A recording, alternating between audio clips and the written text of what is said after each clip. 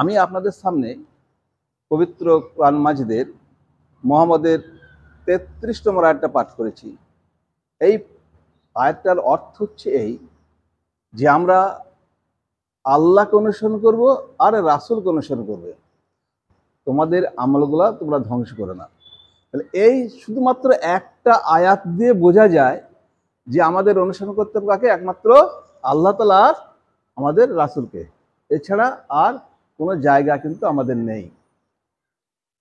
এইবার বর্তমান যে জামানায় আমরা এসেছি, এই জামানায় আমাদের উচিত কি ছিল করা, আর আমরা করছি কি?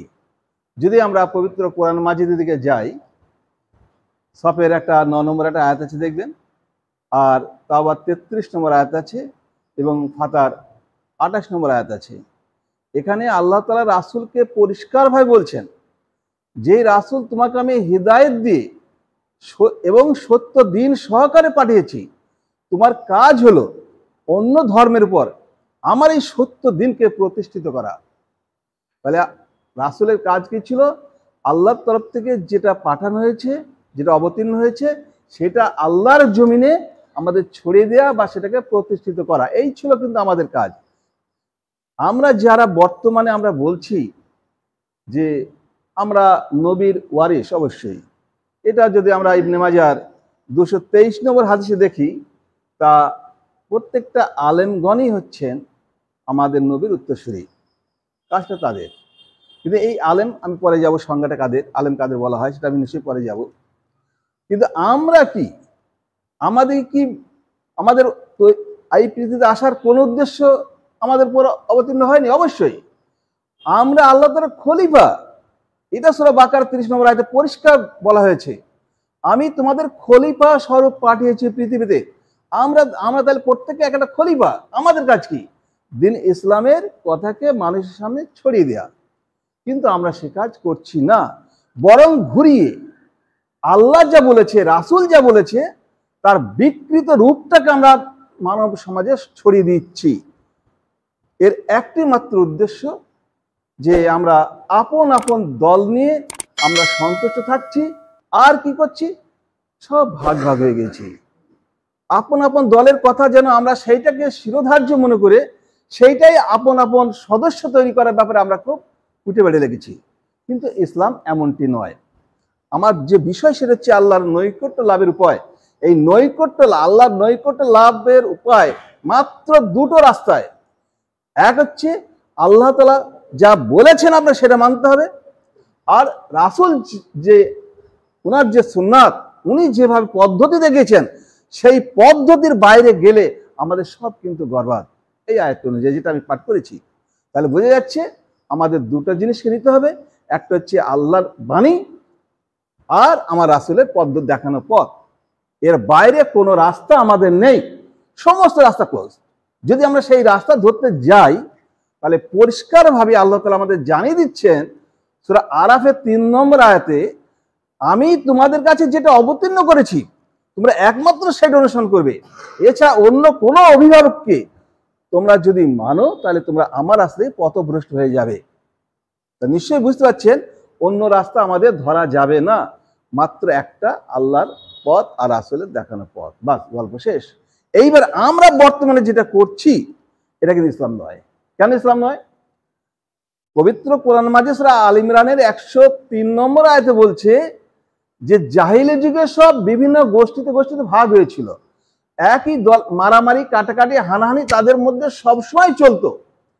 আল্লাহ তাআলা রাসূলকে দিয়ে এই কোরআন অবতীর্ণ করে তাদের সমস্তকে একটা প্ল্যাটফর্ম নিয়ে এসে তাদের নাম কি ছিল? মুসলিম। এবং এই মুসলিম নামটা আগে আদম সাল্লাল্লাহু আলাইহি ওয়াসাল্লাম থেকে শুরু করে আছে, দেখবেন সূরা ইউনূসের 19 নম্বর আয়াত আছে। এটা আমাদের নতুন নাম নয়, এটা আগে থেকে আছে।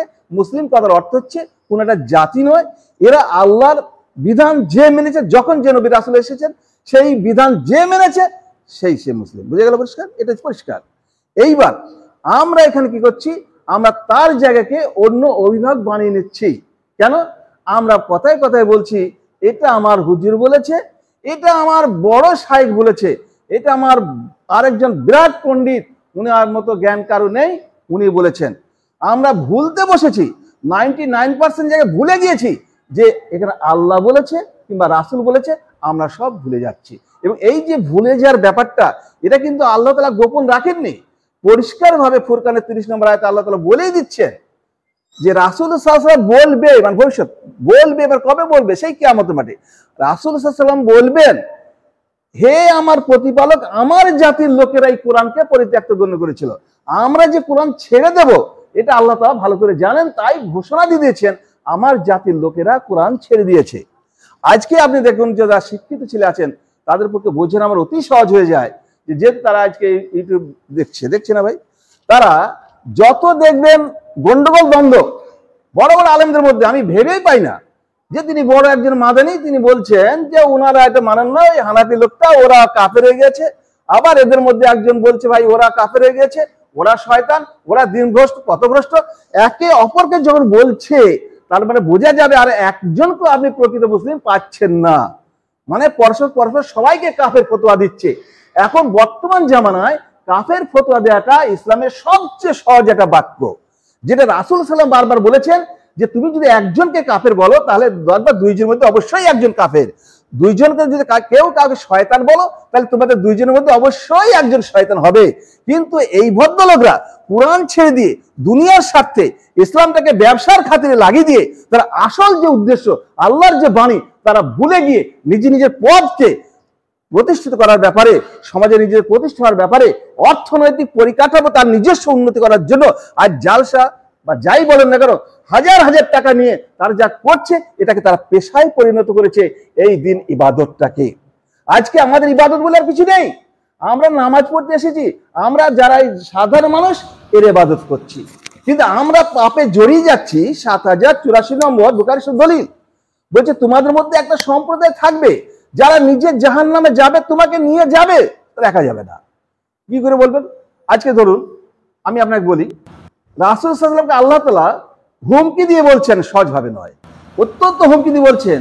সদের 86 নম্বর আয়াত বলছেন, হে রাসূল তুমি এই দিন প্রচারের ব্যাপারে কোনো পারিশ্রমিক গ্রহণ করবে না, যারা পারিশ্রমিক গ্রহণ করবে তারা তোমার অন্তর্ভুক্ত হবে না।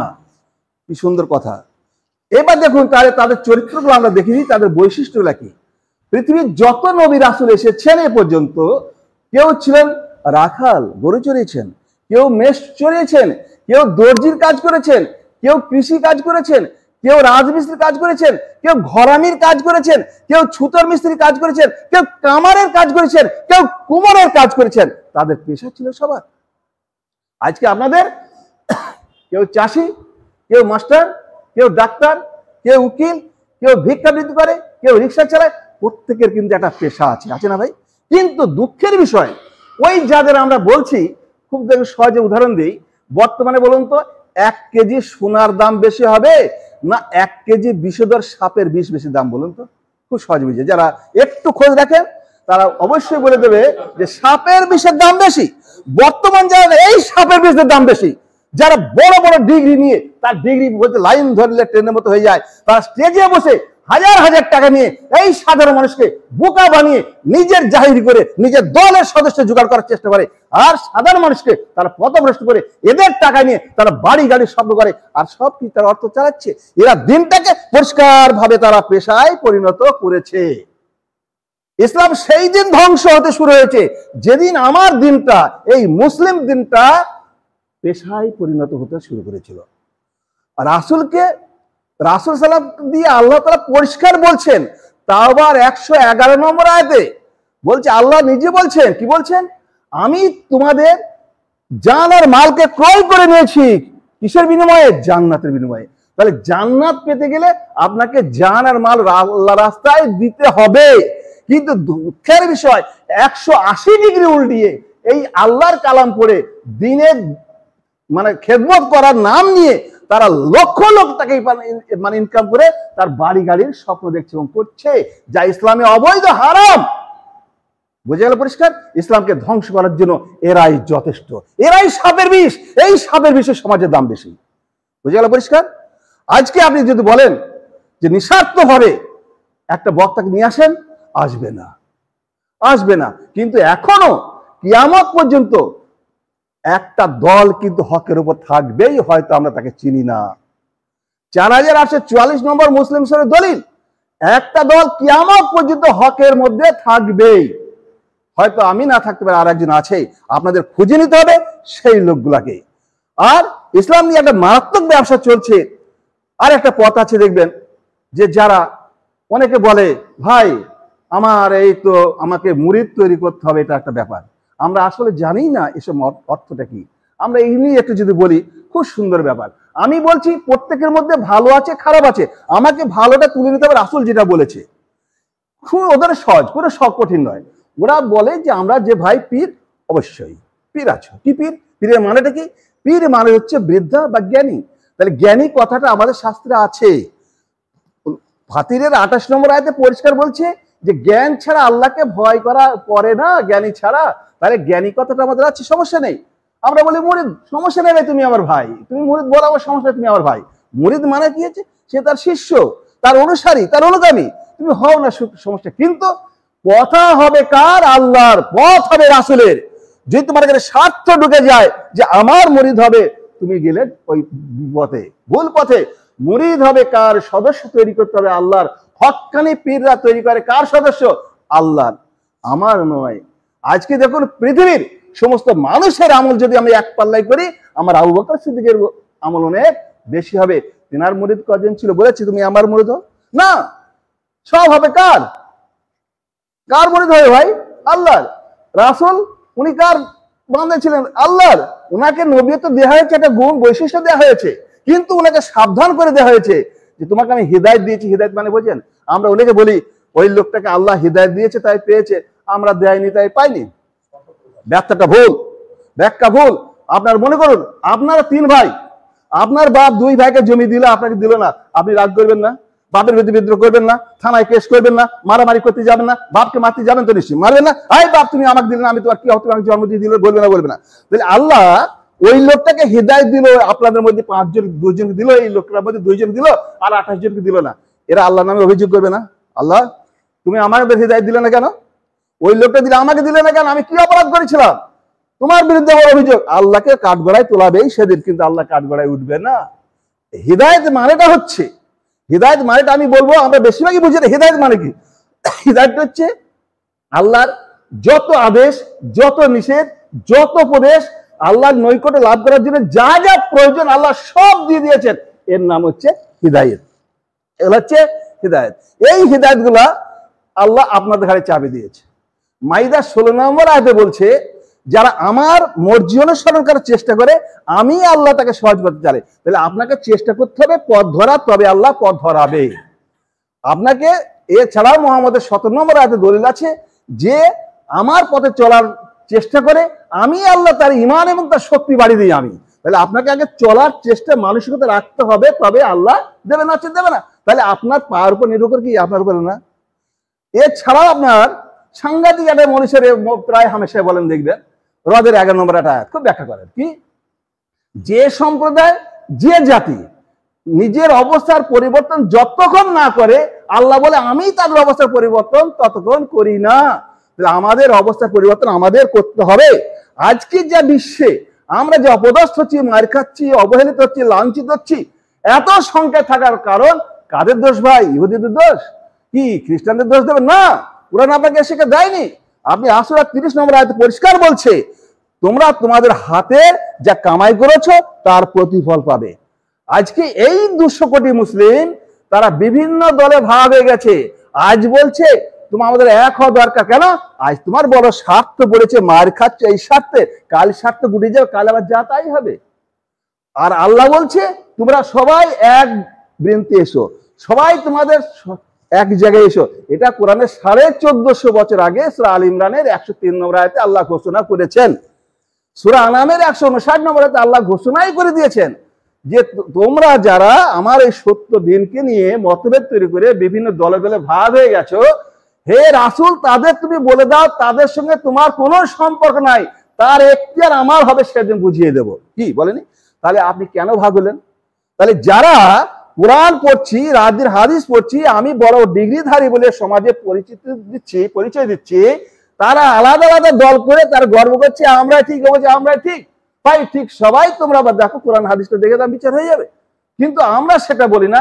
আমরা এত বোকা হয়ে গেছি তাদের সঙ্গে, আমার হুজুর যা বলে তাই, আল হাদিসের হুজুর সে যা বলে তাই, আর একজন সে যা বলে তাই, শিয়ারা যা বলে তাই শুনি যেন আমরা আল্লাহকে সবাই যেন ভাগ করে নিয়েছি, আমার রাসূলকেও যেন ভাগ করে নিয়েছি। এই জায়গাটা আমাদের ফিরতে হবে যে আমরা, আমাদের কোনো তফাৎ নেই, আমরা একটাই, আমাদের নাম মুসলিম, মুসলিম ছাড়া আমাদের কোনো নাম নাই।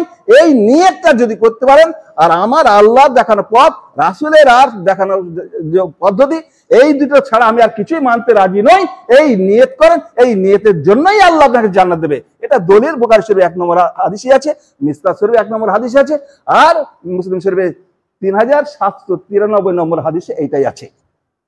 নিয়ত চেঞ্জ করুন, আকীদা চেঞ্জ করুন আজ থেকে, যে আমি, আমার পরিচয় একমাত্র মুসলিম ছাড়া আর কিছু নেই।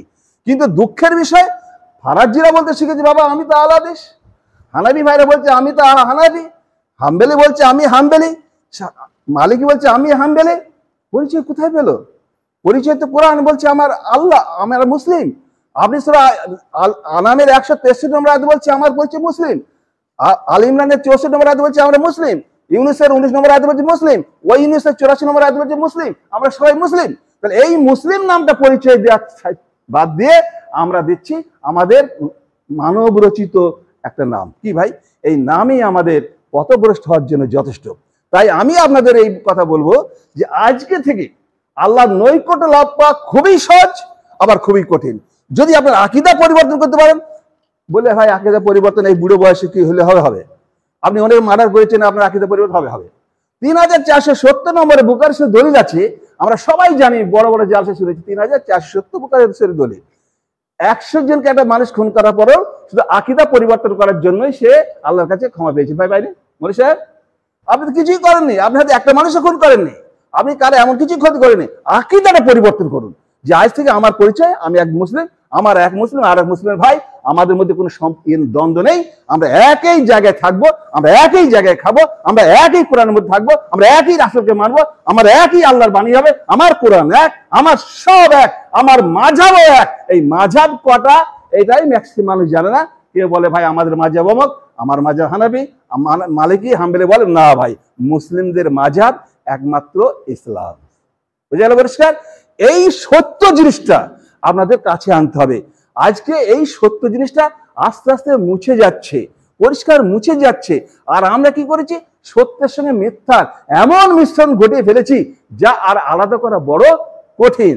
আর আল্লাহ তাআলা এই জন্যই তখন সূরা বাকারার 42 নম্বর আয়াতে বলেছে, তোমরা সত্যের সঙ্গে মিথ্যার মিশ্রণ ঘটাবে না, সত্য জানা থাকতে গোপন করবে না। কিন্তু আমরা সবই গোপন করছি নিজের স্বার্থে, সত্য সঙ্গে মিথ্যার এমন মিশিয়ে ফেলেছি, খিচুড়ির মতো ডাল আর চাল যেন রান্না করার পর আর আলাদা করা যাচ্ছে না। এর মধ্যে থেকেই আপনাকে কোরআন আঁকড়িয়ে আর সেই হাদিস আঁকড়িয়ে বেঁচে থাকতে হবে। তারপরেও যদি একটু ভুল হয় অজান্তে, আল্লাহ মহা ক্ষমাশীল, আপনার ক্ষমা করবে নিশ্চয়ই। আমরা জানেন যে জুমারের 53 নম্বর আয়াতে বিশাল বলে আল্লাহ বলছে, তোমার নৈরাশ্য হয়েও না, নিরাশা হয়েও না, তুমি যত পাপ করো আমি তার জন্য তোমার কাছে ক্ষমা বেশি দিয়ে আসবো। আমাদের ভয় কোথায়?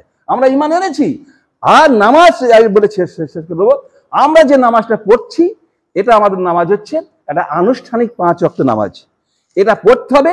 এই আনুষ্ঠানিক নামাজের দুটো গুণ, দৈহিক ইবাদত এবং মানসিক ইবাদত। আর একটা সালাত আছে, যে সালাতটা আমরা আদৌ জানি না, অনেকেই জানি না, আবার যারা বলে তাদের সঙ্গে আমরা তর্ক করি। সেটা হচ্ছে মারিজের 23 নম্বর আয়াত, সেটা হচ্ছে দাইমি সালাত। দাইমি সালাতের কথার অর্থ হচ্ছে সবে সালাত, সর্বক্ষণ সালাত। মানে কি, আমি এই সালাতটা কি, আমি এই অন্যায় কাজ না, এটা আল্লাহ নিষিদ্ধ যে আমি অন্যায় করবো না, এটা আমি আল্লাহ স্মরণ, আমি কারো চুরি করতে যাচ্ছি, তাই মারিজের 23 নম্বর আয়াত দেখে নিতে পারেন, মারিজের 23 নম্বর আয়াত। এখানে এই যে দাইমি সালাত, এই দাইমি সালাত অর্থ কি? এই সার্বক্ষণিক সালাত। মানে কি, এটা তো থাকবেই, একটাকে জড়ি নয়। আমি একটা অন্যায় কাজ করতে যাব, আমরা সালাত আমরা বলি, এই সালাত মানেটা আমরা অনেকে জানি না। সালাত মানে আল্লাহর সঙ্গে সম্পর্ক তৈরি করা, তার সঙ্গে চাওয়া। সূরা বাকারার 186 নম্বর আয়াত আছে, তোমরা যখনই আল্লাহ বলছে আর যখন তোমরা ডাকবে তখনই আমি সাড়া দেবো। তো 14 নম্বর আয়াত আছে যে আল্লাহর স্মরণেই আমাদের হচ্ছে সালাত। বুঝে গেল পরিষ্কার? তাহলে সালাত হচ্ছে আর আল্লাহর স্মরণ করা। আপনি জলে স্থলে বনে জঙ্গলে যেখানেই থাকবেন, অন্যায় কাজ করতে যাবেন, আল্লাহকে স্মরণ করবেন, এটা আপনার সালাত। কি বুঝে গেল পরিষ্কার? এটা সালাত। 5 ওয়াক্ত সালাত আপনার পড়তে হবে। এখানে রাসূল বলেছেন, এই যে 5 ওয়াক্ত সালাতের গুরুত্ব যদি টাইম পেতে বলতাম, যে কত গুরুত্ব যদি আপনার বোঝায়, আপনি অবাক হয়ে যাবেন, কালকে আর সালাত ছাড়বেন না। ইসলামের মূল বৈশিষ্ট্য ইসলামের মানুষের প্রকৃত বৈশিষ্ট্য আপনার এই দৈহিক সালাত এবং মানসিক সালাতের মধ্যে ফুটে উঠবে। কাঁধের সঙ্গে কাঁধ মিলিয়ে যে যাচ্ছেন, আপনি আপনার ভাই, হুজরাতে 10 নম্বর আয়াত বলছে এক মুসলিম আর এক মুসলিমের ভাই, আপনি ওখানে ভাইয়ের পরিচয় পাচ্ছেন। সংঘবদ্ধভাবে কাজ করতে হবে, অন্যায়ের বিরুদ্ধে রাসূল করেছেন, সাহাবীরা করেছেন। আপনি সালাত পড়ার সময় বলছেন সিরাতুল্লাযিনা আনআমতা আলাইহিম, বলছেন না হে আল্লাহ গো তুমি তাদের পথ দেখাও যারা যারা আল্লাহর কাছে কিয়ামত মাঠে পার হয়েছে। তাহলে সেই সাহাবীরা কি করেছে? একটা অন্যায়ের বিরুদ্ধে কাঁধের সঙ্গে কাঁধ নিয়ে লড়াই করেছে, যুদ্ধ করেছে কাঁধের সঙ্গে কাঁধ মিলিয়ে। আপনার এই সালাত শেখাচ্ছে অন্যায়ের বিরুদ্ধে, শিরকের বিরুদ্ধে, অন্যায় যত অপকর্ম আছে, যত ইসলাম পরিপন্থী কাজ আছে, আমরা কাঁধে কাঁধ মিলে ভাইয়ের সঙ্গে ভাই মিলিয়ে তাকে আমরা দূর করব। এটা ইসলামের বৈশিষ্ট্য। কিন্তু এই সালাত ছাড়াও কিন্তু আপনি জান্নাত যাবেন না, দুই সবই প্রয়োজন। তাহলে আমি বুঝাইতে পারলাম নিশ্চয়ই যে সালাত মানেটা কি, এবং আমাদের আল্লাহর নৈকট্য লাভের উপায় আল্লাহর দেখানো পথ হতে হবে আর রাসূলের পদ্ধতি হবে। এইটা যদি আপনি মানতে পারেন, আপনার পক্ষে জান্নাত হাতের কাছে চলে আসবে। আল্লাহ বলেছেন আমার দিন অতি সহজ, অতি সহজ। দলিল কমারের 17, 22, 32, 40। আমার দিন তোমাদের জন্য অতি সহজ। যে সাবজেক্ট ভাই এখানে শিক্ষিত ছিল আছেন তো, যদি আমার সিলেবাস যদি খুব সহজ হয়, পাশ করা কঠিন হবে ভাই? পাশ করা কঠিন হবে?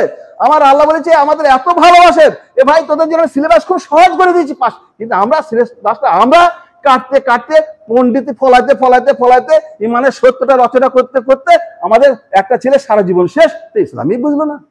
যাক, আমি সময় হয়ে গেছে, সময় তাহলে আরো বলবেন। আশা করি আমি আপনাদের হয়তো একটু হলেও বুঝাতে পেরেছি। আশা করি আমি আপনাদের বলবো যে আপনারা আর একটা কথা বলি, অধ্যয়ন করুন, পড়াশোনা করুন, সত্য জানতে পারবেন, এই সত্য আপনার কাছে আসবেই আসবে। এটা আল্লাহ তাআলা ওয়াদা। যে আমি শেষ করছি। আসসালামু আলাইকুম।